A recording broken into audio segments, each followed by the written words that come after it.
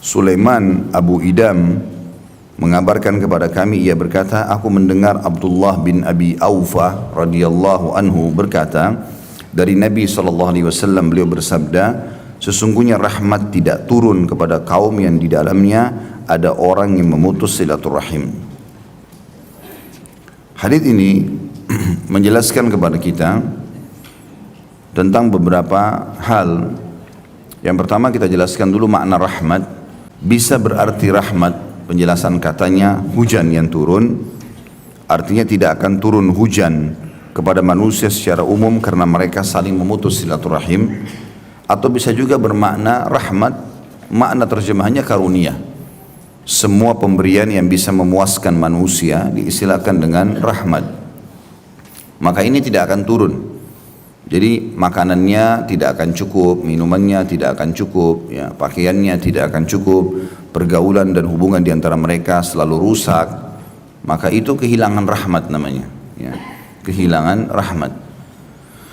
Kemudian yang dimaksud dengan kaum bisa berarti kaum itu sekelompok. Biasanya orang Arab mengatakan kaum kalau sudah 3 orang ke atas, ya. 3 orang ke atas diistilahkan dengan kaum, itu umumnya, ya. Maka hadis ini bermakna Abdullah bin Abi Aufa berkata bahwasanya Nabi SAW bersabda, sungguhnya rahmat tidak akan turun kepada kaum. Artinya karunia Allah yang merupakan, ya, pemenuhan segala kebutuhan satu kaum, 3 orang ke atas, tidak akan datang rahmat itu selama di dalam kelompok kaum itu ada orang yang memutus silaturahim. Dan ini menandakan teman-teman sekalian, kalau ada dosa-dosa, ada dosa tertentu, kalau dikerjakan, efeknya merata. Ya, efeknya merata, terutama dosa-dosa besar. Kalau dosa-dosa besar dilakukan, maka efeknya bisa merata. Misal dalam satu komplek, ada 15 rumah, tapi ada 2 rumah pezina. Lebih banyak yang baik. 13 rumah orangnya baik-baik, tapi yang 2 rumah ini pezina. Tiap hari gonta-ganti pasangan. Selama 13 rumah itu tidak meluruskan, tidak mengingatkan, maka kalau terjadi sesuatu di komplek itu semuanya kena. Semuanya kena. Ya, karena mereka tidak amar ma'ruf nahi mungkar. Jadi tidak boleh sama sekali. Makanya tidak boleh kita diam. Kalau melihat seseorang berbuat salah dan kita sudah faham itu kesalahan atau mungkar dalam agama kita, harus segera diberhentikan. Ya, kata Nabi SAW, man ra'a minkum mungkaran falyughayyirhu biyadihi. Siapa yang lihat kemungkaran, dia saksikan, maka dia harus mengganti dengan tangannya, merubah. Tangan artinya powernya dia. Orang tua pada anak, suami pada istri, atasan pada bawahannya, presiden pada masyarakatnya misalnya. Maka dia bisa berhentikan, dia buat peraturan ini tidak boleh. Fa in lam yastati' fa bilisani, kalau dia tidak mampu dengan tangannya, tidak punya power, maka dengan lisannya nasihati. Dan tidak ada sesuatu yang berat, asal kita santun sampaikan, maaf ya Pak, maaf Bu, ada seperti ini, setahu saya tidak boleh dalam agama. Misal, fa in lam yastati' fa biqalbi, kalau tidak mampu maka minimal dengan hatinya. Wa dzalika adhaful iman, dan itu selemah-lemah iman. Minimal orang mengatakan, ya Allah berilah hidayah, ya Allah hilangkan, itu minimal sekali. Tapi kalau ini sudah terjadi, walaupun minimal, maka ini sudah cukup untuk membuat azab Allah merata tidak datang. Yang datang hanya kepada pelanggar saja. Tapi kalau kita diamkan, kita ingin sendiri masuk ke dalam surga, nggak mau tahu tentang kita nggak sholat, udahlah biarin aja nanti masuk neraka. Ini bahaya, karena kita dianggap pelanggar di sini. Melihat orang berbuat salah, perbuatan ahli neraka, tapi dibiarkan. Di dalam sebuah riwayat Bukhari yang lain, Jibril alaihissalam pernah diperintahkan Allah untuk menghancurkan satu negeri. Allahu a'lam negeri itu di mana, tapi yang jelas begitu riwayatnya. Kemudian Jibril berkata alaihissalam, ya Allah, sungguhnya di kampung itu atau di negeri itu ada hambamu fulan, orang saleh, satu orang saleh dia, apa kena juga nih? Maka kata Allah SWT, mulai siksa dari dia dulu mulai kamu siksa, karena dia tidak pernah meluruskan kemungkaran-kemungkaran itu. Jadi hati-hati, ya. Walaupun cuma sekali saja, karena amar ma'ruf nahi mungkar yang wajibnya sekali saja kita mengatakan, ya Allah berikan hidayah, tulus dari hati, kita sudah lepas daripada penyebab hukuman ini. Tapi kalau kita biarkan berbahaya, nah, tidak boleh sama sekali. Kalau tidak salah pernah saya jelaskan tentang penduduk negeri Ilah. Pernah enggak? Pasti jawabannya belum.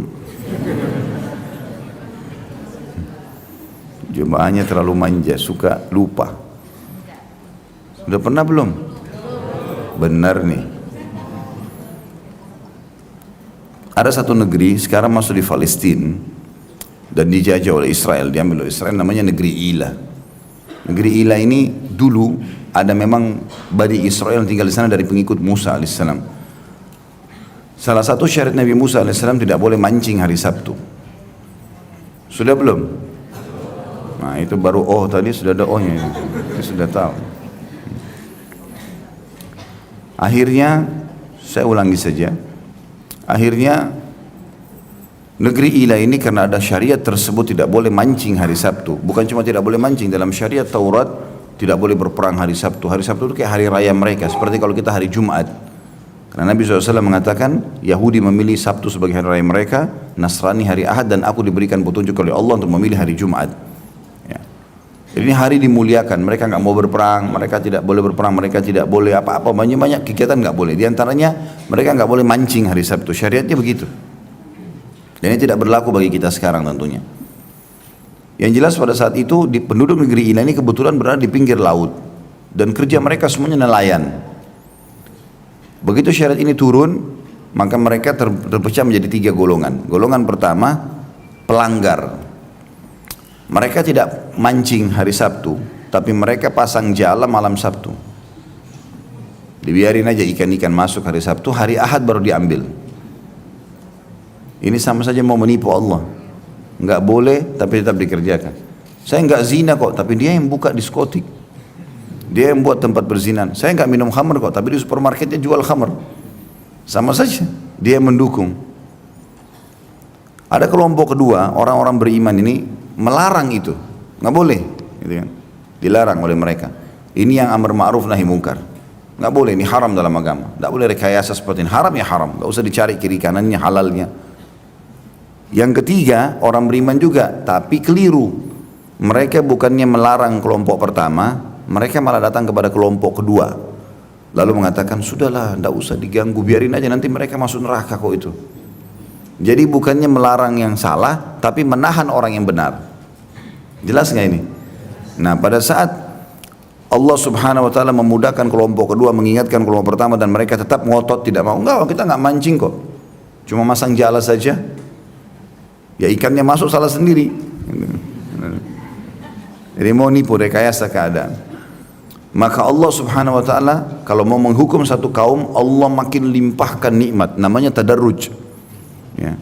Ini bahaya kalau ada di antara, nah insya Allah di sini tidak ada. Kalau ada seseorang, teman-teman sekalian, melimpah nikmat pada Allah padanya, sehat badannya, hartanya banyak segala macam, tapi dia dalam kemaksiatan, ini bahaya, berarti tahapan siksa. Karena dengan nikmat yang melimpah itu dia makin lalai. Orang itu akan sangat lalai kalau nikmat lagi banyak sama dia. Kalau kita lagi santai, badan sehat, rekreasi keluar kota, tempatnya dingin, hotelnya bagus, santai, terbuka pintu maksiat biasanya. Kalau lagi sibuk, tertutup pintu maksiat. Makanya nikmatnya Allah tuh bertahap diberikan. Tapi kalau orang Allah mau hukum, maka Allah buat dia sibuk, makin banyak. Kaum Lut, kaum Samud, ya, kaum Ad, ya, kaumnya Nabi Saleh, Samud, kaumnya Nabi Hud, Ad. Semua ini 3 hari sebelum mereka disiksa oleh Allah, Allah limpahkan segala macam. Badan mereka sehat, mereka tertawa hari itu, segembira, ya, ternak-ternaknya makin bagus, hasil kebunnya bagus 3 hari. Makin mereka lalai, makin mabuk-mabukan, makin buat macam-macam, maka orang seperti ini berhak untuk dihukum. Maka ini hati-hati tentunya ya. Jadi kalau ada orang nikmat melimpah padanya, maka yang termasuk tadarruj, ya. Maka penduduk ini diberikan nikmat yang melimpah. Apa nikmatnya? Allah buat ikan-ikan yang tadinya di laut harus orang keluar pasang jala, mereka mengejar atau pergi ke lautan untuk cari ikan yang besar misalnya. Sekarang tidak, kalau hari Sabtu ikannya datang sendiri dan memenuhi semua pinggiran pantai tersebut. Kata ulama tafsir dalam menjelaskan surah Al-A'raf, ini diceritakan Al-A'raf ayat 163 sampai 167 ya. Surah nomor 7 dalam Al-Quran menceritakan masalah penduduk Ila ini. Maka ikan-ikan itu pun datang ke pinggir pantai. Bahkan mereka bisa memilih jenis ikan yang sering kali mereka banggakan dan ada di tengah lautan. Datang bisa dijamah dengan tangan-tangan mereka. Maka makin lalailah mereka. Setelah itu Allah SWT selamatkan kelompok kedua, ya, dikeluarkan dari negeri itu. Maka sisa kelompok satu, dan yang jadi masalah ini kelompok tiga. Ini yang jadi bahasan kita. Juga kena siksaannya Allah. Sampai Ummu Salamah berkata radhiyallahu anha dalam hadis Bukhari Muslim, ya Rasulullah, anuhliku wa fina salihun, apakah kami akan dibinasakan oleh Allah sementara ada orang-orang saleh di antara kami? Kata Nabi SAW, ya, idza kathura al-khabath, ya, benar kalau keburukan sudah merajalela. Jadi nggak boleh kita biarkan, ya. Kemungkaran itu, pelanggaran maksiat itu seperti kerusakan yang ada dalam rumah. Kalau rusak sedikit kita biarkan, nanti akan membesar, ya. Jadi nggak boleh dibiarkan. Bahkan kata Nabi SAW, perumpamaan kalian dengan orang-orang yang berbuat kemungkaran adalah seperti orang-orang yang sedang ada di kapal laut. Kalian ada di atas, orang-orang yang buat mungkar ada di bawah.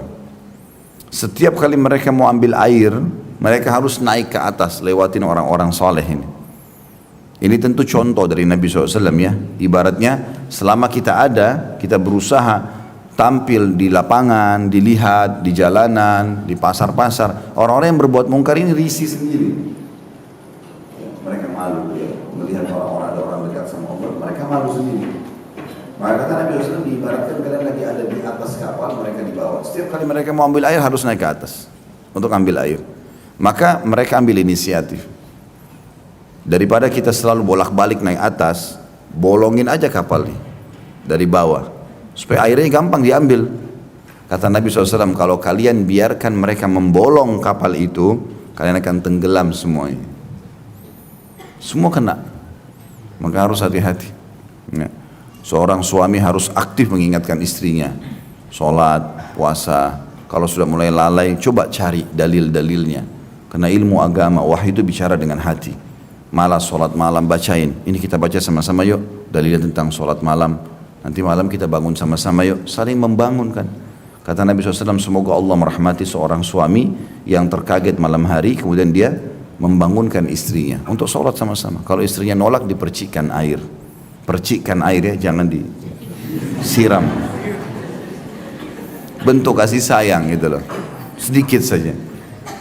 Dan semoga Allah merahmati istri yang bangun tengah malam, dia bangunkan suaminya. Kalau suaminya nolak, dipercikkan air. Artinya ada saling menyuruh kepada ma'ruf. Ayo sama-sama yuk.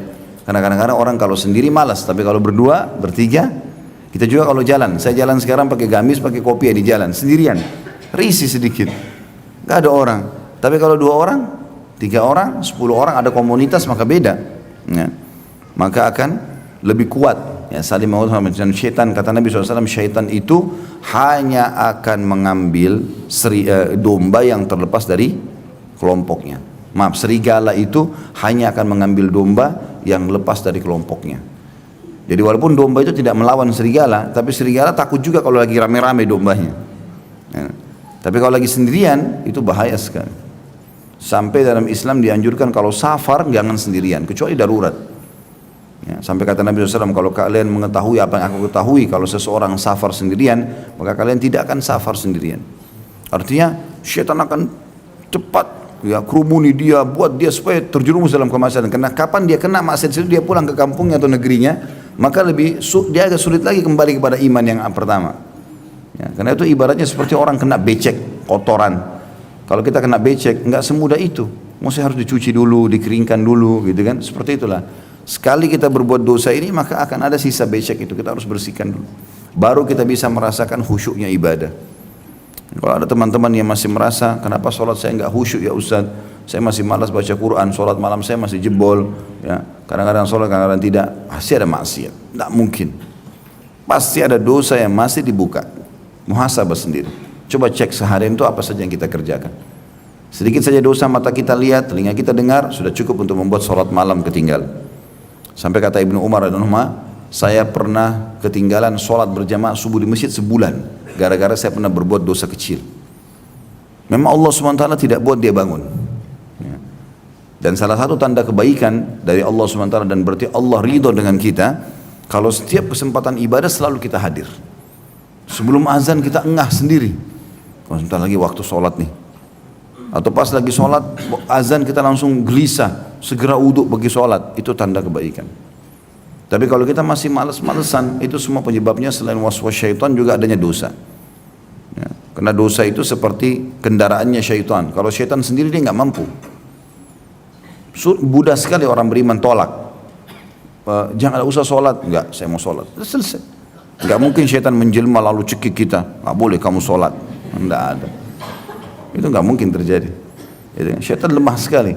Tapi kalau ada fasilitasnya, dosa-dosa yang kita buat, maka itu seperti kendaraan. Seperti kalau prajurit perang, itu punya banyak senjata. Oh, orang ini matanya memang suka lihat yang haram. Udah ada senjatanya syaitan. Telinganya suka dengar yang haram. Jadi dia punya perangkat banyak. Sehingga dari semua sisi bisa diganggu. Telinga kita nggak dengar, mata kita melihat. Mata kita nggak lihat, tangan kita menjamah. Tangan kita nggak menjamah, kayak kita bisa melangkah. Jadi banyak yang dia lakukan. Makanya iblis mengatakan, aku akan mendatangi mereka ya Allah. Maksudnya Adam alaihissalam dan keturunannya. Dari kanan, dari kiri, dari depan, dari belakang, dari atas. Semua sisi. Gitu kan. Maka ini termasuk ya, yang harus hati-hati. Baik, kita masuk kembali ke bahasan kita tadi. Jadi amar ma'ruf nahi munkar adalah kewajiban setiap muslim semampu dia, tapi jangan tinggalkan yang minimal saja, itu sudah tidak boleh ditinggalkan, yaitu dalam hati, mungkin dalam hati, ya. Karena kalau tidak, kalau azab Allah datang berbahaya, akan merata, ya. Bahkan dalam sebuah riwayat yang lain kata Nabi SAW, siapa yang lihat kemungkaran dia tidak ingatkan, maka orang yang sedang berbuat mungkar akan datang hari kiamat mencekik lehernya, sambil mengatakan, ya Allah, orang ini lihat saya buat salah, dia nggak ingatkan, lalu dituntut, diambil pahala dia dikasih orang ini. Kan rugi sekali. Makanya Nabi SAW mudahkan buat kita. Tidak bisa dengan tangan, dengan lisan. Tidak bisa dengan lisan, maka dengan hati. Ini yang kita lakukan. Ya. Maka ini maksud daripada hadis ini. Kita lihat di sini kandungan hadis. Yang pertama, rahmat tidak akan turun kepada orang yang memutus silaturahim. Secara dia pribadi. Jadi kalau ada orang putus silaturahim, ini dia pribadi tidak akan dapat rahmatnya Allah. Artinya semuanya akan serba kurang bagi dia. Kalau ada orang sekitarnya tahu dan tidak meluruskan, tidak mengingatkan, maka juga bisa kena tampiasannya. Ini poin harus digarisbawahi teman-teman sekalian ya. Hati-hati sekali, jangan sampai terjadi.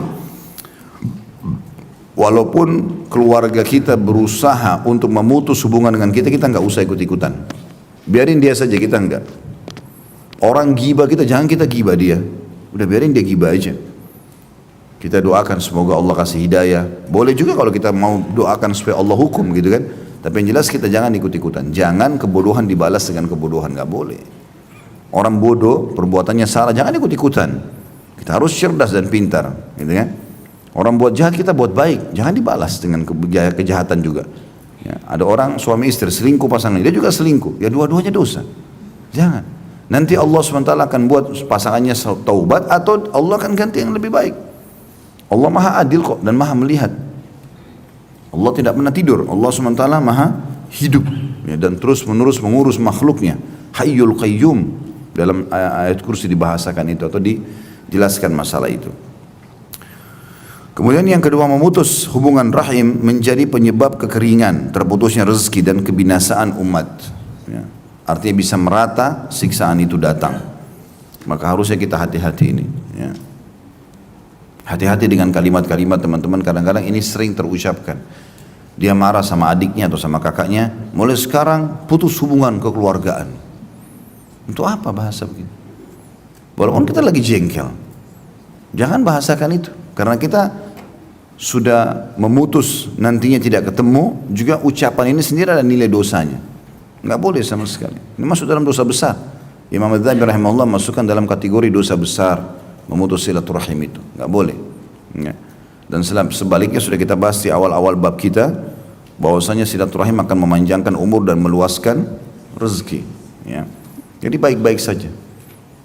Ini saya mau tanya kembali nih, ada utangnya jemaah sama saya, sudah buat belum jalur nasab?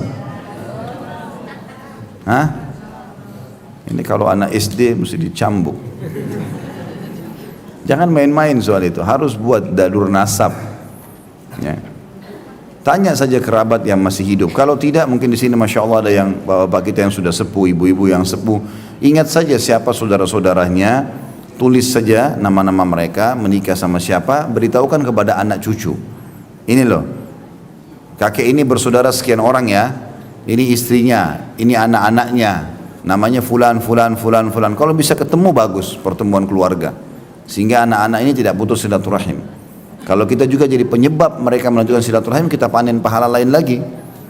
Ya, karena orang-orang, siapapun yang menjadi petunjuk bagi kebaikan, maka dia akan mendapatkan pahala orang yang melakukan kebaikan itu. Sekali kita tunjukkan orang, di mana Masjid Nurul Bahar, oh di sana, belok kanan, belok kiri, orang sampai tahu, maka selama dia tahu, itu sudah cukup menjadi amal jariah buat kita. Karena dia kalau datang sholat, kita dapat pahalanya, walaupun kita sudah meninggal, karena kita menunjukkan orang pada kebaikan.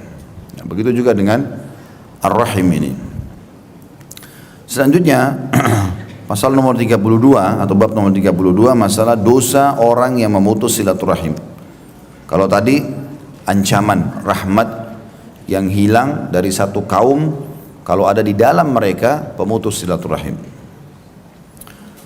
Hadis nomor 64, kata Imam Bukhari rahimahullah, Abdullah bin Salih mengabarkan kepada kami, ia berkata, Al-Layth mengabarkan kepadaku, ia berkata, Aqil mengabarkan kepadaku dari Ibnu Syihab, akhbarani Muhammad bin Jubair ya, akhbarani Muhammad bin Jubair bin Mut'im, anna Jubair bin Mut'im akhbarahu annahu sami'a Rasulullah SAW yaqul, la yadkhulul jannata qati'u rahim.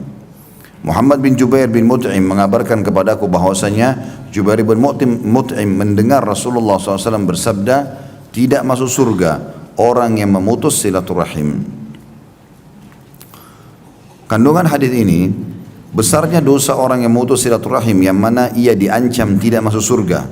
An-Nawawi rahimahullah dan yang lainnya mengatakan yang dimaksud tidak masuk surga adalah bisa bagi ya, orang yang menghalalkan tindakan memutus hubungan. Bisa juga maksud yang lain adalah dia tidak akan masuk surga bersama golongan pertama yang masuk surga atau sabiqun. Hadis ini memberikan gambaran kepada kita bahwasanya memang memutus silaturahim dosa besar. Karena ciri dosa besar adalah adanya ancaman laknat, ya, ancaman murkahnya Allah ya, ancaman siksa kubur, ancaman neraka. Ini berarti menunjukkan kalau dia dosa besar. Perbedaan antara dosa besar sama dosa kecil, kalau dosa besar itu selalu ada ancamannya. Kalau dosa kecil tidak ada ancamannya, tapi larangan saja. Gitu ya. Maka dosa besar harus taubat nasuha, nggak bisa tidak. Dan Imam Nawawi rahimahullah mengatakan taubat nasuha memiliki 3 syarat. Sebagian ulama tambah yang keempat, meninggalkan dosa itu seketika, lagi zina, lagi bohong, lagi putus silaturahim, berhentikan, harus segera diperbaiki. Kemudian yang kedua, menyesali. Yang ketiga, janji sama Allah tidak akan mengulanginya. Yang keempat, ulama ini Imam Nawawi mengatakan ya, yang keempat ditambah oleh sebagian ulama, sibukkan diri dengan amal saleh. Karena kadang-kadang ada orang setelah taubat setahun ulangi lagi dosanya karena dia tidak sibukkan di waktu-waktu yang biasa dia buat dosa itu dengan amal saleh. Jadi cara untuk meninggalkan dosa teman-teman sederhana. Sibukkan diri dengan amal saleh. Dengan sendirinya kita tidak ada waktu untuk dosa. Nah, karena dosa sekali lagi seringkali terjadi di waktu-waktu lagi santai. Betul-betul lagi rileks, lagi santai, ini hati-hati. Makanya kata Nabi SAW, 2 nikmat yang banyak terluputkan dari banyak orang. Waktu yang lowong dan kesehatan. Jadi waktu lowong ini kalau disalahgunakan berbahaya sekali.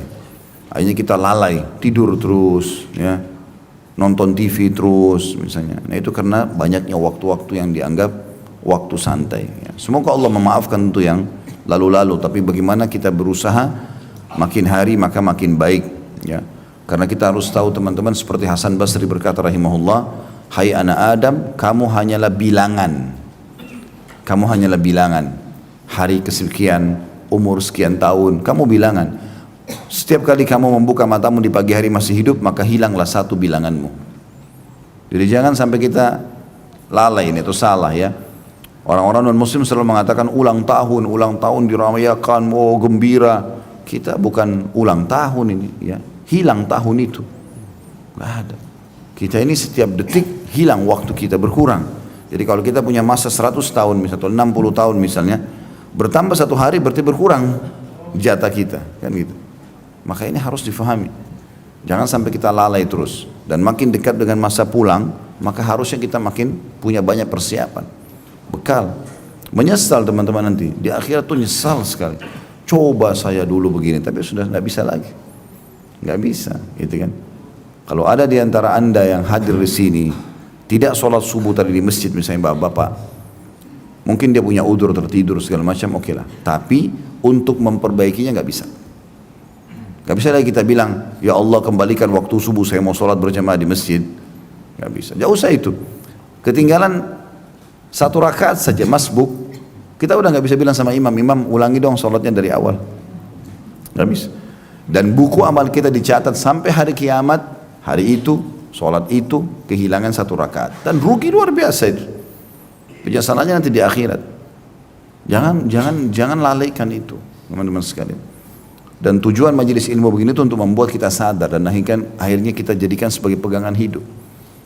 Saya pernah subhanallah di Kampung Melayu waktu itu ada taklim jam 10 pagi seperti waktu-waktu kita sekarang, tapi itu jam 10 pagi sampai menjelang duhur waktu itu. Selesai taklim, saya buru-buru dengar sudah azan duhur, pengen ke masjid. Khawatir ketinggalan takbiratul ihram pertama karena targetnya bagaimana kejar takbiratul ihram pertama imam nih. Azan kita sudah harus di masjid, usahakan on time. Karena kalau tidak nanti jadi masalah juga ini ya. Tidak bisa kita perbaikin lagi. Kata Nabi SAW, siapa yang tidak ketinggalan takbiratul ihram pertama imam 40 hari, maka dia selamat dari sifat kemunafikan. Ini kita usahakan teman-teman laki-laki terutama 1 kali seumur hidup paling tidak. 40 hari itu mungkin sekitar 1,5 bulan lah. 1 bulan 10 hari. 5 waktu sholat, imam Allahu Akbar, kita di belakangnya Allahu Akbar. Selamat, tidak akan pernah dusta seumur hidup, tidak akan pernah ingkari janji, tidak akan khianati. Amanah, dijamin hilang darinya sifat kemunafikan. Gitu kan.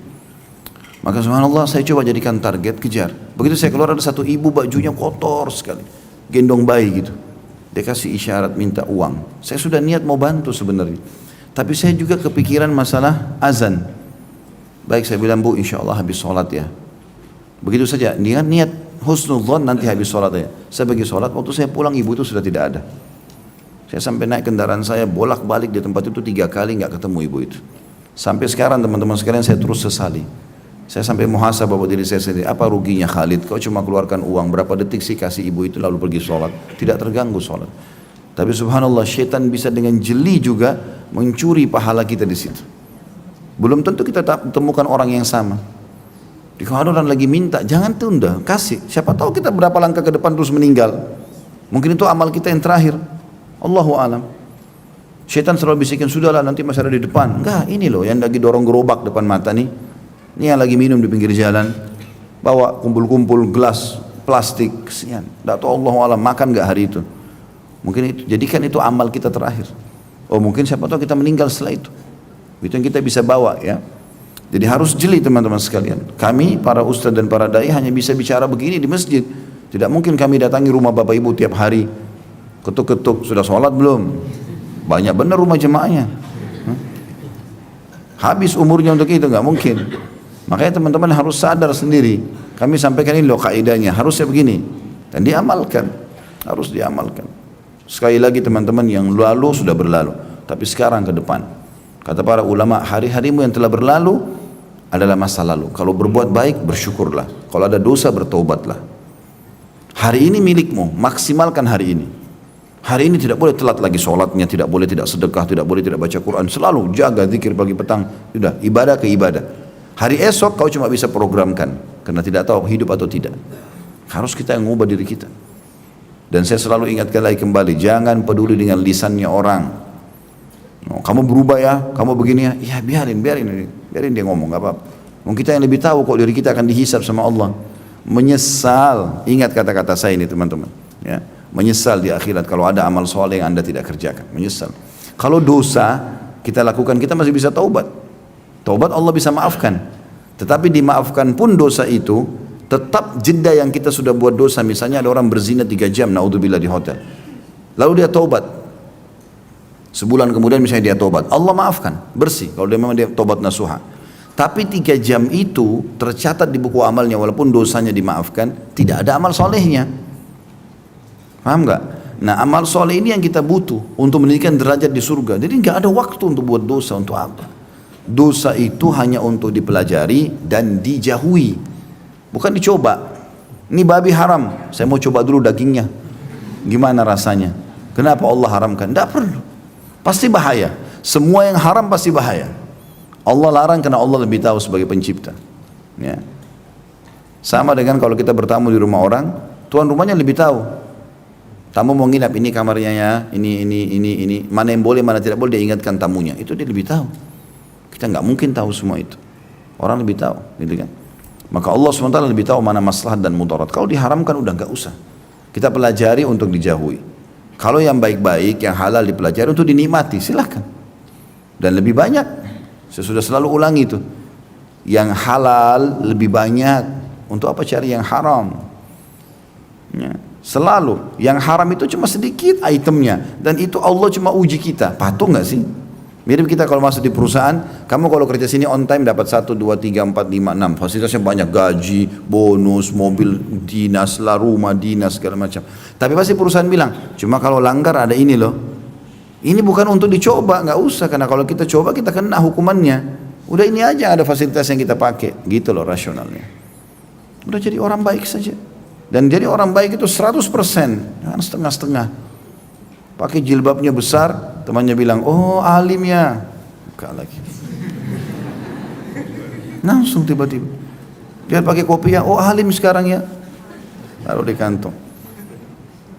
Mana kembali model aneh-aneh. Kenapa? Oh iya alhamdulillah saya baru tahu sekarang. Ayo ikut pengajian saya yuk. Gitu. Ajak sekarang orang pada kebaikan. Termasuk kesempurnaan taubat seorang hamba, teman-teman sekalian, adalah bagaimana dia memperbaiki masa lalunya dengan membalik keadaan. Jadi kalau dulu dia sering ditraktir orang masuk diskotik, ya, misal, atau dia ajak teman-temannya pergi berzina, dia traktir. Sekarang dia harus keluarkan sedekah sejumlah itu sebagai penebusnya. Itu jauh lebih sempurna taubatnya. Atau sekarang dia ajak sebanyak mungkin teman-temannya dulu yang sesat, salah, ke masjid misalnya, ke pengajian. Itu bagus.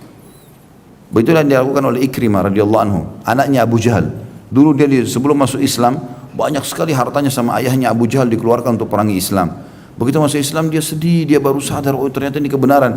Maka dia sambil nangis mengatakan, ya Rasulullah, mulai sekarang saya akan keluarkan sedekah sejumlah dulu saya keluarkan untuk lawan Islam. Dikeluarkan semua, sekian banyak untuk agama Allah, supaya nutupin kesalahan itu, supaya Allah ridho dengan dia. Itu yang kita lakukan. Jangan malah kita kendor ini. Imannya nggak boleh seperti kerupuk, diketuk pecah. Nah, harus baja. Syaitannya mau ketuk, tangannya yang sakit. Gitu. Biar dia mau koda bagaimana? Enggak, pokoknya saya nggak mau. Udah. Kita kan sudah tahu mana baik, mana tidak baik. Agama sudah ajarkan. Jadi harus kita betul-betul selalu, karena ini balasannya teman-teman tidak tanggung-tanggung, ini surga. Kata Nabi SAW, ala inna sil'atallahi ghal, ala inna sil'atallahi jannah. Ingatlah, kata Nabi SAW. Dagangannya Allah, balasannya Allah itu mahal, ya, karena balasan Allah itu surga. Surga yang luasnya seluas langit dan bumi, tidak ada lagi masa tua, tidak ada capek, tidak ada segala-gala. Sibuk dengan nikmat semuanya. Hanya dengan sedikit capek di dunia beribadah, apalagi ibadah itu punya kenikmatan. Sekali lagi, kalau ada yang masih belum merasa khusyuk dalam sholat, masih malas baca Quran itu karena ada dosa. Coba tepis dosa itu, tutup kerannya. Seminggu, sebulan ke depan perbaikin. Nanti akan ada perubahan. Makin jauh kita dari dosa teman-teman, makin terasa nikmat ibadah itu. Makin nyaman, kalau sujud kayak nggak mau angkat kepala. Kalau doa rasanya nggak mau turunin tangan. Enak, asyik, itu akan muncul. Tidak muncul kalau masih ada dosa, nggak mungkin. Mustahil. Kita kalau sudah tidak ada dosa teman-teman, sudah bersih. Cirinya adalah, kata para ulama, rajin sekali ibadah. Luar biasa. Sudah nggak pakai nunggu orang minta, dia sudah kasih. Nggak pakai tunggu azan, dia sudah ada di masjid. Dia udah buru-buru. Tiap hari jadwalnya Al-Quran dari ayat ke ayat. Itu terus dia sibukkan dirinya. Nah, itu orang yang betul-betul mengejar surga. Ya. Jadi harusnya difahami masalah ini. Dan salah satu yang kita yang merupakan penyebab orang tidak masuk surga, memutus silaturahim. Dia datang, nasihatin, luruskan, berbagi. Jadi kalau ada di antara keluarga kita, teman kita, tetangga kita masih belum mengenal agama, justru itu, ya, menjadi atau kita jadikan sebagai amal jariah kita. Jangan musuhi mereka, ya. Jangan musuhi orang yang masih belum faham. Justru kita jadikan mereka ini target saya. Bagaimana dia jadi baik, maka jadi amal jariah saya. Nah, itu yang benar. Sehingga kita selalu rangkul dia. Kita lebih lembut, lebih ramah. Ini enggak. Begitu lihat temannya, tetangganya, penampilannya aneh-aneh, masih gaul, dilihat dari kepala sampai kaki. Ahli neraka. Ya boleh. Dia masih belum berubah, belum segala. Assalamualaikum, salam, baik, apa kabar? Tanya kabarnya, tanya, duduk ngobrol, santun, baik. Mungkin kita punya makanan, makan yuk ngobrol. Jadi dia merasa nyaman. Jangan sampai orang dikenang yang pakai jilbab besar, yang pakai kopiah, pasti mukanya sangar. Senyumnya hanya sesama dia saja. Ya, tidak mau ucapin salam. Selalu gitu, enggak. Justru kita ini teman-teman yang sudah ada ke pengajian harus lebih ramah, lebih senyum, lebih dermawan, lebih bakti sama orang tua. Harus lebih, karena sudah faham. Jangan malah berubah ini. Syaitan kadang-kadang membisikkan pada orang-orang beriman untuk memusuhi ahli maksiat. Jangan dimusuhi dulu. Kecuali dasarnya kita sudah nasihatin, kita sudah luruskan, dan kerusakannya merajalela, nah baru kita ya amar ma'ruf nahi munkar sini lebih tegas lagi, laporkan atau apa saja. Tapi kalau masih belum, orang awam, ya, selalu teman-teman Allah lagi misalnya buat kita punya kebutuhan di mall, masuk banyak kemungkaran, ya Allah berikan hidayah, ya Allah begini, ya kita doakan. Siapa tahu subhanallah doa kita diijabah. Ada di antara mereka 10% saja jadi baik. Bagus. Mampir ke mall, bawa buku-buku kecil, banyak buku kecil ada di depan tuh, banyak buku kecil, cari tentang sholat, mampir lagi sholat di musola, taruh di situ. 10.000 rupiah, 20.000 rupiah, siapa tahu dari 100 orang dalam seminggu orang mampir sholat ada 2-3 orang, oh ternyata sholat saya salah ya, dia pelajari. Kita tidak tahu, kita lagi tidur di rumah, lagi makan, dapat pahala dia. Apa ruginya itu 10.000 rupiah, 20.000 rupiah beli buku, hanya harga gorengan saja, kasih. Mampir ke rumah keluarga, ke tetangga. Saya pernah lakukan, bahkan lagi mampir beli buah-buahan pas di pinggir jalan, habis beli saya kasih buku ya, oh ya terima kasih, karena orang kasih hadiah mau saja gitu kan. Tapi subhanallah kita berharap, siapa tahu kita tiba juga pesan dibaca ya, mungkin kalau sudah selesai dibaca mungkin bisa dikasih orang lain. Nah, apalagi buku-buku kecil orang tidak jenuh bacanya ya, itu contoh saja. Jadi banyak cara lah, banyak cara. Saya pernah punya pengalaman teman-teman di Saudi, waktu itu saya lagi umrah. Entah saya pernah ceritakan atau tidak, tapi ini cuma menceritakan pengalaman saja, berbagi. Waktu itu kebetulan saya sering membaca buku salah satu ulama Mekah, namanya Syekh Muhammad Jamil Zainu. Saya tidak tahu beliau masih hidup atau tidak sekarang. Waktu saya ketemu ini berapa belas tahun yang lalu, jenggotnya sudah putih semua, sudah tua beliau. Punya karya tulis waktu itu 38 judul kurang lebih. Bukunya itu unik, karena setiap saya temukan semua buku beliau, ya, tapi dalam bahasa Arab ya, sekarang juga sudah banyak diterjemahkan dalam bahasa Indonesia. Itu di bagian depannya tertulis, setiap muslim punya hak mencetaknya. Begitu tulisannya, setiap muslim punya hak mencetak. Dan bagi orang yang mau membagikan cuma-cuma silakan hubungi penulis, ada nomor teleponnya di bawah. Saya belum pernah temukan buku begitu. Pasti hak cipta. Ya, yang melanggar akan dipenjara begini dan begitu. Ini malah mau amal gitu. Saya kasih tahu nomor telepon beliau, saya telepon. Ada teman saya kebetulan di Mekah saya kenal. Kemudian saya jalan sama dia sampai dapat alamatnya. Ya, saya telepon, Syekh saya Khalid Basalama dari Indonesia gini, sering baca buku antum, mau ketemu bisa? Oh ya silakan. Ya udah ketemu. Begitu ketemu saya, langsung dipeluk sama dia. Terus yang paling pertama jenggot saya dipegang sama dia. Kenapa jenggotmu pendek sekali? Dia nggak tahu kalau di Indonesia cuma 2-3 ya. Saya bilang alhamdulillah Syekh, sudah begini ya Allah kasih. Duduk ngobrol. Akhirnya beberapa buku beliau kita diskusikan. Karena kan beliau nulis tinggal di Mekah ya. Kita kan yang kadang-kadang hadapi lapangan, Syekh di lapangan itu seperti ini loh, seperti ini loh. Nanti beliau buat catatan gitu kan, untuk memperbaiki beberapa poin, maksudnya memberikan tambahan-tambahan masukan. Nah uniknya setelah diskusi cukup lama sama beliau, ada gudangnya di belakang rumah. Dia bilang, Khalid kalau kamu mau pulang ambil buku-buku itu. Banyak dus-dus 38 judul. Tapi satu dus itu beratnya sudah 30-40 kilo. Kita kan pesawat paling 30 kilo maksimal. Saya nggak bisa bawa semua ini Syekh gitu. Baik saya ambil aja satu dus, saya campur-campur beberapa judul. Masing-masing judul saya ambil 10 atau 20, adalah mungkin 40 kilo. Taruh di mobil teman saya ini, kembali. Waktu itu saya tinggal di Jeddah, sempat balik ke Jeddah. Ada satu masjid dekat rumah sepupu saya waktu itu di Jeddah. Saya sering sholat 5 waktu di situ. Tiba-tiba muncul di benak saya saja, buku-buku ini tidak mungkin saya bawa semua di Indonesia. Dan ini ini masjid besar, banyak anak-anak muda di situ, sering saya ngobrol sama mereka. Rupanya masih masih ya awal-awal lah, mereka semangat sekali untuk belajar, 17 tahun, 18 tahun, 20 tahun. Maka saya kasih buku itu, saya bawa 3, setiap judul 3, karena ada 10-an saya ingin bawa juga ke Indonesia sebagiannya. Saya bawa ke situ masjid, terus saya bilang sama teman-teman anak muda itu, ini taruh di masjid ya, siapa tahu ada yang mau baca. Saya cuma bilang begitu saja, ini siapa tahu ada yang mau baca, antum juga kalau mau baca silahkan. Ya. Terus saya bilang, kalau seandainya kalian mau tambahan, ini namanya Syekh Muhammad Jamil Zainul, ada nomor teleponnya di buku, datangi aja, apalagi Jeddah ke Mekah dekat sekali. Subhanallah, ada satu orang dari 5-6 orang yang lagi duduk sama saya bilang, Khalid, kami saja tinggal di Jeddah nggak pernah terfikir ide ini. Padahal orang ini dekat sekali, tinggal datang ke Mekah, bolak-balik ambil gratis bagiin ke orang. Tapi subhanallah, Allah berikan taufik siapa yang dia mau gitu kan. Saya bilang yang penting antum sudah tahu sekarang. Saya pun hanya ambil pelajaran, iya ya, kenapa tidak diperbanyak cara-cara seperti ini.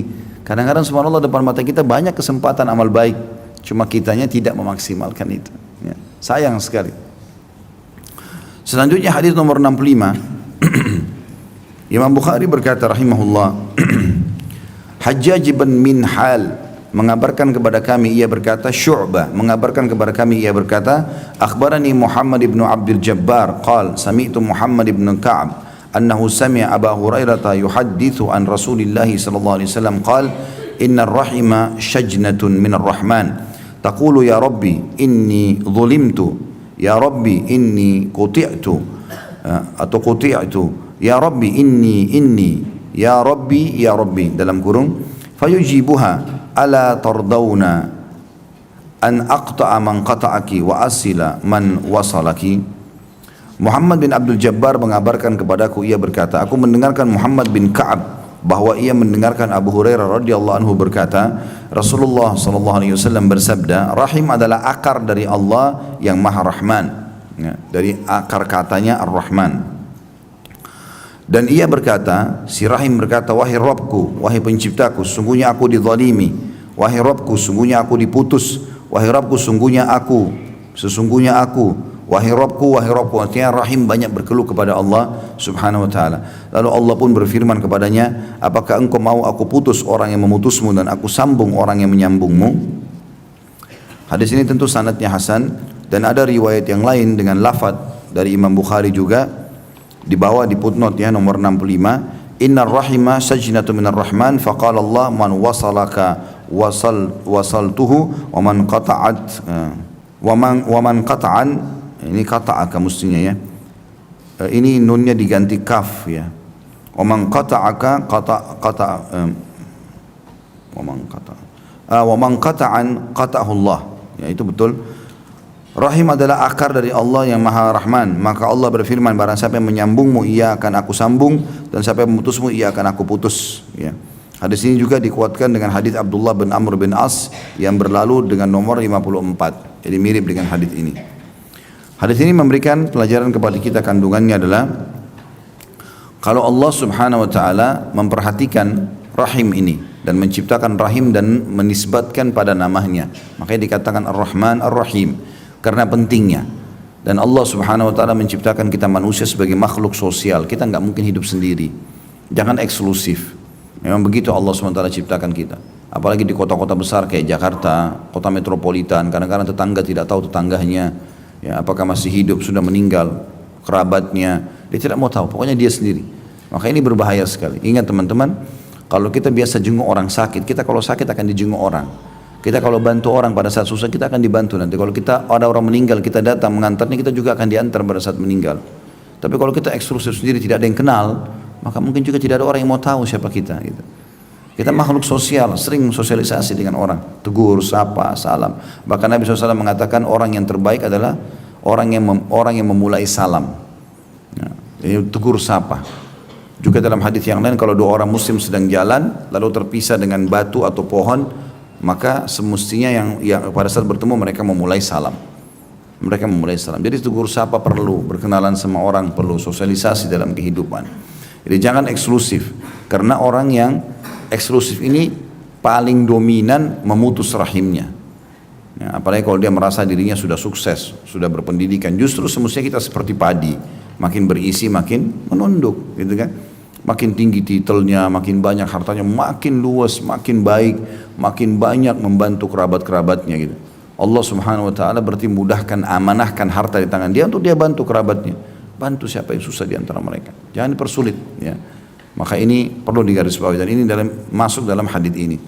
Jadi Allah subhanahu wa ta'ala akan melanjutkan hubungan dengan orang-orang yang melanjutkan hubungan silaturahim. Artinya Allah akan penuhi kebutuhannya dan Allah akan memutus hubungan dengan orang yang memutus silaturahim. Ya, atau memutus hubungan rahimnya. Artinya Allah akan batasi dan tidak memberikan kepada dia karunia-karunianya.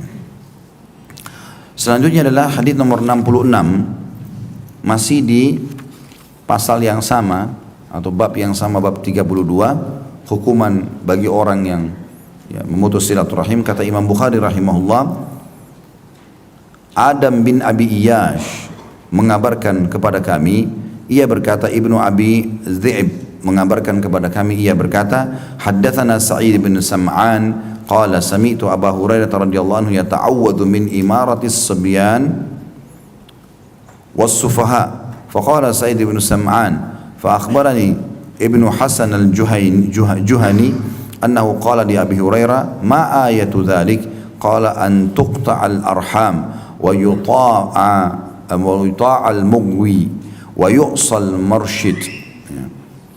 Sa'id bin Sam'an mengabarkan kepada kami, ia berkata, aku mendengarkan Abu Hurairah radhiyallahu anhu berlindung dari berkuasanya anak-anak kecil dan orang-orang bodoh. Sa'id bin Sam'an berkata, Ibnu Hasan al-Juhani lalu memberitahukan bahwa ia berkata kepada Abu Hurairah, apa tanda-tandanya? Ia menjawab, silaturahim diputus dan orang yang mengajak kepada kesesatan dituruti serta mengajak kepada kebenaran ditentang. Hadis ini tentunya memiliki beberapa hukum atau hal yang perlu kita jelaskan. Yang pertama, Abu Hurairah radhiyallahu anhu berlindung kepada Allah, artinya dia menyebutkan ini sebagai doanya. Ya Allah, selamatkanlah aku dari kepemimpinan anak-anak kecil dan orang-orang yang bodoh. Ya. Untuk di sini teman-teman sekalian, yang dimaksud dengan kepemimpinan orang anak-anak kecil, artinya mereka masih belum layak jadi pemimpin. Ini biasanya kalau sistem kerajaan, maka si anak akan menggantikan ayah walaupun dia masih kecil. Dan dimaksud juga masih kecil di sini adalah sebagian ulama khilaf di antara mereka. Ada yang mengatakan ini belum masuk sinnut tamyiz, belum sampai 7 tahun atau 10 tahun. Lalu sudah jadi pemimpin karena dia memegang, dia mahkota, ya dia jadi putra mahkota sehingga harusnya menggantikan ayahnya. Atau ada juga yang mengatakan yang dimaksud dengan anak-anak adalah belum sampai balik, ya. Sudah jadi pemimpin. Ada juga yang mengatakan yang dimaksud adalah belum bisa memimpin, maka masih dianggap anak, ya, anak-anak. Tapi yang jelas yang benar adalah anak kecil, apa adanya. Dan yang paling tepat adalah balik. Kalau sudah balik dianggap dia sudah mulai meranjak dewasa. Ya. Dan balik ini tentu tergantung lokasi, ya. Kalau kita di Asia Tenggara umumnya 14 sampai 15 tahun lah baliknya, ya. Itu sudah dianggap berarti dia sudah layak, ya, sudah bisa, asal orang tuanya pun mendidiknya dengan baik. Makanya Usama bin Zaid radhiyallahu anhu itu menjadi pemimpin perang di umur 17 tahun. Sementara di pasukannya banyak sekali, ya, orang-orang sahabat-sahabat yang senior. Mereka sempat meragukan kepemimpinannya, akhirnya Allah SWT tunjukkan memang menang dalam peperangan, ya, karena memang dia terampil dalam bidangnya. Sementara sufaha adalah orang jamak daripada safih. Jadi bahasa Arabnya bodoh itu ada dua kurang lebih yang sering dipakai, ada jahal, ada safih. Kalau jahal ini bodoh tapi masih ada pintarnya, nah, seperti itulah, ya, kurang lebih. Kalau safih bodohnya luar biasa, nggak ada pintarnya sedikit pun. Kita ngomong apapun nggak faham-faham gitu. Nah, ada orang begitu, subhanallah, dijelasin berulang-ulang tidak jelas-jelas seperti. Sering diingatkan iya, langgar lagi. Ini orang Arab biasa bilang safih. Itu di atasnya bodoh, di atasnya jahal. Abu Jahal itu dia dikirakan berikan julukan jahal karena kebodohannya menolak wahyu, gitu kan. Tapi dia seorang saudagar, dia seorang pemimpin Mekah, jadi ada kepintarannya, makanya dipanggil jahal. Tapi kalau safih ini betul-betul luar biasa, ya. Ini bodoh super, ya. Kalau ada bodoh yang super, ya ini. Nah, ini pemimpin yang safih, Nabi SAW berikan cirinya. Dalam sebuah hadis beliau mengatakan akan datang sepeninggalku nanti pemimpin yang sufaha. Ini bodoh sekali. Apa cirinya? Kok bisa Nabi bilang sufaha? Apa yang dimaksud? Nabi sebutkan ciri. Mereka adalah para pemimpin yang tidak pernah mengambil sunnahku dan tidak pernah mengambil petunjuk dariku. Ini yang dikategorikan safih, pemimpin dalam Islam. Jadi bisa saja dia pintar di satu bidang, mungkin politiknya atau ekonominya, tapi dia tidak pernah tahu agama. Sholat gak bisa, baca Quran gak bisa, apalah segala macam, ini agama jauh. Makanya diistilahkan dengan pemimpin safih. Dan memang Abu Hurairah berlindung dari keadaan ini, karena nanti dia keluarkan instruksi yang salah, bentrok sama masyarakatnya, masyarakatnya jadi berontak, kan jadi masalah, mudaratnya besar. Makanya Umar bin Khattab mengatakan radhiyallahu anhu pada para teman-temannya, siapa di antara kalian atau apa yang kalian harapkan kalau Allah kabulkan doa kalian? Ada yang bilang saya berharap Allah berikan harta yang banyak, lalu saya bisa berinfak di jalan Allah. Ada yang bilang saya berharap ya bisa menjadi seorang mujahid, mati syahid. Ada yang bilang begini, begitu, macam-macam. Maka setelah selesai, kata Umar, kalau saya berharap kalau ada doa saya satu mustajab, saya akan minta Allah karuniai pemimpin muslim yang baik dan adil. Karena dengan baiknya dia maka baik seluruh masyarakatnya. Kapan dia tidak baik maka akan tidak baik semuanya. Karena satu instruksi saja, satu tanda tangan saja sudah cukup untuk mengubah banyak hal. Bisa baik atau bisa buruk. Masyarakat ada yang terima atau tidak terima bukan urusan dia, akan bisa bahaya. Gitu kan. Makanya Nabi SAW mengatakan, yang dimaksud dengan sufaha yang tidak pernah mengambil contoh dariku, tidak pernah mengikuti sunnahku. Ya, kalau pemimpin yang baik itu selalu mengatakan, pemimpin kita Rasulullah SAW telah bersabda begini dan begitu. Memang dia jadikan agama sebagai patokannya. Maka itu adalah ciri pemimpin yang baik. Itu poin yang kita ambil. Kemudian di sini seseorang tabi'in yang bernama Ibnu Hasan al-Juhani rahimahullah menanyakan kepada Abu Hurairah radhiyallahu anhu, apa tanda-tandanya itu? Dari mana kami bisa tahu kalau pemimpin itu bodoh? Ya. Maka beliau sebutkan 3 di sini cirinya. Yang pertama, antuqta'al arham, terputusnya silaturahim. Maknanya kalau dia jadi pemimpin, dia sibuk sehingga dia tidak peduli lagi dengan kaum kerabatnya. Juga dia tidak menyuruh masyarakatnya untuk melanjutkan silaturahim satu sama yang lain. Ini harus disosialisasikan. Ya. Kemudian yang kedua, ini saksi bahasan kita. Yang kedua, wa yuta al-mughwi, dan orang-orang yang mengajak pada kesesatan dituruti. Serta ya di sini maksudnya orang mengajak kesesatan. Jadi kalau ada orang yang mengajak seperti sekarang orang ada yang minta supaya pernikahan sama jenis disahkan, ya, apalah permintaan-permintaan yang aneh-aneh, melanggar agama semua. Maka ini kalau diikuti berarti masuk dalam contoh safih, ya. Jadi nggak boleh, melanggar agama tidak boleh. Ya, itu orang di Indonesia, apalagi di Indonesia ini negara yang memang dibangun di asas agama, Pancasila, ketuhanan yang Maha Esa yang pertama. Semua orang yang punya meyakini Tuhan Allah SWT yang Maha Esa itu dilindungi. Apa? Itu adalah kaum muslimin. Ya. Maka keyakinannya harus dilindungi, tidak boleh sama sekali dirusak. Gitu. Kemudian yang ketiga, wa yu'sa al-mursyid, dan kebenaran akan ditentang. Nah, kalau ada orang menyampaikan kebenaran ditentang, maka ini berarti ciri daripada kepemimpinan yang Abu Hurairah berlindung darinya. Tapi saksi bahasan kita adalah masalah memutus silaturahim. Dan ini juga pelajaran penting teman-teman sekalian. Kalau kita sudah diberikan oleh Allah SWT jabatan, ya, apalah rumah yang bagus, segala macam harta yang luas, banyak, maka ingat keluarga dan kerabat. Ingat itu. Saya masih mau nagih nanti Kamis depan, ya, jalur nasab.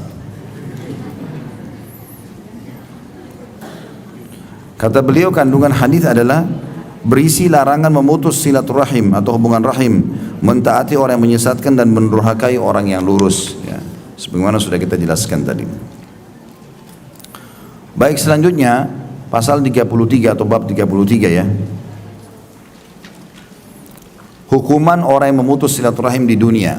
Jadi masih mirip dengan tadi hukuman juga, tapi ini entah kenapa diberikan pasal khusus.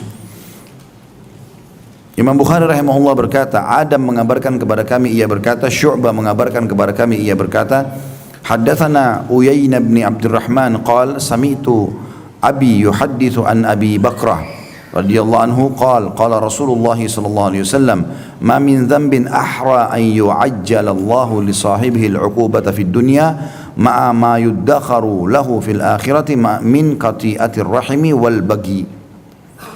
Uyainah bin Abdurrahman mengabarkan kepada kami, ia berkata, aku mendengar ayahku bercerita dari Abu Bakrah radhiyallahu anhu. Abu Bakrah sahabat Nabi, ya. Ia berkata, Rasulullah SAW bersabda, tidak ada dosa yang lebih pantas disegerakan balasannya oleh Allah terhadap pelakunya di dunia. Berikut lagi, azab baginya disimpankan untuknya di akhirat kelak daripada perbuatan memutus silaturahim dan melampaui batas. Hadits ini menjelaskan kepada kita tentang adanya hukuman yang datang di dunia, ada juga berarti hukuman yang datang di akhirat. Jadi ada orang-orang subhanallah yang Allah SWT tunda hukumannya. Kalau memang dia dikasih kesempatan taubat dia nggak mau, maka Allah pun akan hukum di akhirat. Ada juga orang yang Allah SWT tunda hukumannya di dunia demi memberikan kesempatan dia taubat, peringatan demi peringatan datang. Dia sakit, ya, diingatkan oleh orang, ya, gagal usahanya supaya dia muhasabah. Tapi ada dosa teman-teman, dua ini ada tiga dosa sebenarnya. Yang satu sudah kita bahas pada awal-awal bahasan kitab kita, yaitu masalah durhaka sama orang tua. Kemudian ada dua di sini, yang lain tambahannya memutus silaturahim dan juga melampaui batas. Ya. Ini langsung Allah hukum. Kalau durhaka sama orang tua sudah kita pernah jelaskan, apapun sifatnya berkata tidak mau patuhi, tidak mau memberi, tidak mau melanjutkan atau menziarahi dan seterusnya. Ini masuk dalam segerahnya azabnya di dunia. Kalau silaturahim sudah kita jelaskan, makanya saya ingatkan kembali, jalur nasab dijaga, telusuri mereka, hubungi, telepon, ya. Subhanallah, saya kemarin diundang di Kuala Lumpur beberapa waktu lalu, 2 minggu yang lalu.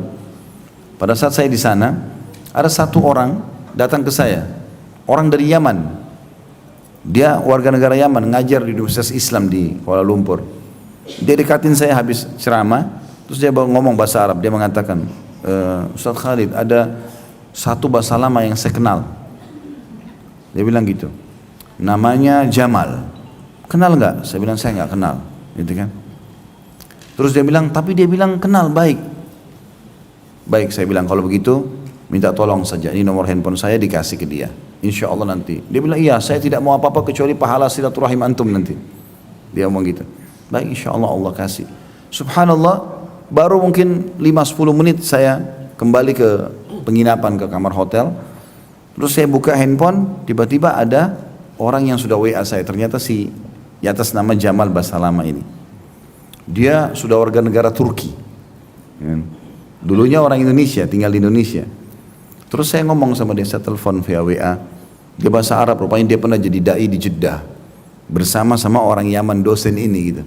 Dan orang Yaman ini puji-puji dia, ini orang sampai banyak menghafal isi Injil. Dia orangnya ya, kristolog gitu. Sering debat dan banyak pendeta masuk Islam di tangan dia. Oh, Masya Allah, ini saya pikir ini perlu kita dapat ilmu dari dia gitu kan. Setelah saya ngobrol, ternyata dia selain bahasa Arab memang orang Indonesia. Cuma dia sudah sekian, mungkin 30 tahun, 40 tahun lalu pindah ke Turki, dapat warga negara sana, nikah sama orang sana, punya keturunan juga di sana. Tahu teman-teman sekalian, setelah saya telusuri ternyata ayahnya dia namanya Jamal bin Umar. Umar ini adalah saudara kakek saya. Saudara kakek saya. Dia bilang, ayah saya itu punya saudara namanya Abdullah. Abdullah ini adalah kakek saya Khalid Zaid Abdullah. Jadi ini masih kena paman saya langsung, subhanallah, warga negara Turki. Ini kalau tidak ada yang tahu gimana ini? Sudah tinggal di sana dia. Allah SWT mudahkan datang orang ini kasih. Dan dia saking gembiranya, sampai dia beritakan kepada saudara-saudaranya. Saya juga langsung hubungin ayah saya. Ya, saya panggil Abah, saya bilang, Abah kenal gak? Ada namanya Jamal gini. Oh iya, itu masih sepupu gini-gini. Alhamdulillah ya terlanjut silaturahim itu. Karena kalau tidak Turki jauh sekali. Ya. Kalau cuma Surabaya, kalau cuma mungkin bisa datang, tapi ini jauh. Dan dia sudah punya anak 3, sudah warga negara Turki di sana. Kita nggak tahu nanti kan. Kalau anak-anaknya sudah menikah, punya cucu, dan sudah tua rupanya. Dia sempat kirim fotonya, saya minta fotonya, dia kirim fotonya. Saya kirim ke ayah saya, ini orangnya. Nah, maka ayah saya masih ingat, mengatakan iya, ini pernah ketemu di Surabaya dulu, waktu ayah saya masih muda gitu. Tapi itu, subhanallah, rahim itu perlu kita telusuri. Dan cukup insya Allah dengan kita niat baik, kita telepon, kita beritakan, saling bertukar informasi itu bagus. Apalagi kalau sudah ketemu terus kita buat grup di WA, grup keluarga, ya, orang bisa melanjutkan silaturahim itu sangat bagus. Kemudian yang kedua, dari hadis ini ya, tentu ada 3 yang langsung datang azabnya, durhaka sama orang tua, mutus silaturahim, dan yang ketiga adalah bagi. Ini hati-hati teman-teman, melampaui batas. Apa itu Ustaz melampaui batas? Jadi misalnya ada orang berbuat zina, dia dosa dengan zinanya. Tapi ada orang tidak, dia zina, kemudian dia buka tempat zina. Ini namanya melampaui batas, karena dia bahkan menyebarkan kesalahan dia itu. Atau masuk dalamnya adalah semua orang yang berbangga-bangga dengan maksiat, itu namanya bagi. Jadi dia sudah buat zina, Allah tutupin dia, semalam suntuk tidak ada yang tahu, Allah tutupin dia supaya dia bertobat. Enggak, besok dia malah sebarin di kantornya. Oh semalam itu saya begini dan begitu diceritain, sehingga teman-temannya termotivasi untuk berzina juga. Nah, ini bahaya sekali. Ini namanya bagi. Enggak boleh teman-teman. Kalau kita buat dosa, naudzubillah, antara kita sama Allah, jangan malah dipamer-pamer, jangan bangga. Bangga itu jadi bagi nanti, itu segera hukumannya Allah datang, bahaya sekali. Ya. Jadi kalau ada di antara kita beda dengan Katolik ya. Kalau Katolik itu ada namanya pengakuan dosa. Kita nggak ada dalam Islam itu. Nggak perlu teman-teman datang ke seorang ustadz atau kiai, saya dulu pernah buat dosa begini dan begitu, nggak perlu. Saya buat dosa, Allah masih terima tobat saya nggak? Tobat baik. Caranya gimana? Begini, selesai. Gak usah rincikan, saya pernah zina umur 17 tahun, umur 18 tahun saya mabuk, saya pernah membunuh begini. Kalau tidak ada yang tahu sudah antara kita sama Allah. Bahkan saya pernah jelaskan dalam manajemen rumah tangga Islami, tidak layak kita sebagai suami, kalau laki-laki sini atau ibu-ibu sebagai perempuan, nanya pasangannya, kamu pernah berzina nggak? Gak usah tanya. Bukan tugas kita itu. Gak usah. Untuk apa? Gak usah. Ini saya tahu, ini loh istri saya sekarang, ini suami saya sekarang. Selesai. Yang saya tahu dia orang baik udah. Masa lalunya orang tidak perlu kita korek-korek. Bukan tugas kita itu. Gitu kan? Bahkan ada orang, kata sebagian ulama, dia bisa berdosa kalau dia mengatakan, kau jangan sentuh saya, ya, atau jangan bersentuhan kecuali kau harus mengaku dulu. Nggak boleh. Dalam Islam tidak boleh. Sebaliknya kita disuruh satr. Satr namanya menutupi. Kata Nabi SAW, man satara musliman fid dunya satarahu Allahu yaumal qiyamah. Siapa yang menutupi aib seorang muslim dunia, Allah akan tutup aibnya pada hari kiamat. Jadi bukan kita korek-korek teman-teman sekalian. Udah, ini pasangan saya sekarang, ya sudah, ini yang saya tahu.